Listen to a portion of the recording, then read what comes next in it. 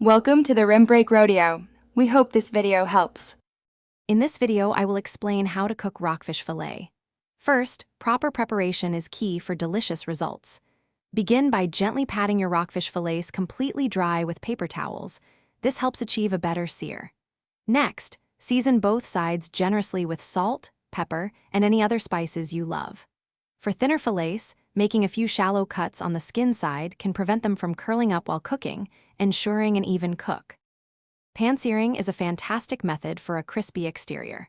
Start by heating a large skillet, preferably cast iron, over medium-high heat. Add about 1 tablespoon of high-heat cooking oil and a half tablespoon of butter. Once the oil shimmers, carefully place your seasoned fillets in the pan. Sear undisturbed for about 2 to 4 minutes per side, depending on thickness, until they are golden brown and release easily from the pan. Baking offers a simple way to achieve tender, flaky rockfish. Preheat your oven to 400 degrees Fahrenheit.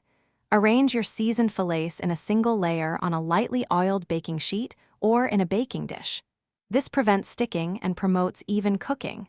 Bake for approximately 10 to 15 minutes. Thicker fillets might need a couple of extra minutes, while thinner ones could be ready sooner. Knowing when your rockfish is perfectly cooked is crucial to avoid dryness.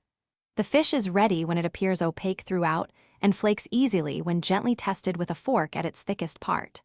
For precise cooking, an instant-read thermometer should register 145 degrees Fahrenheit. Remove from heat, let it rest for a minute or two, then serve your delicious rockfish with a squeeze of fresh lemon or your preferred sauce. Thanks for watching. Consider subscribing if we helped you.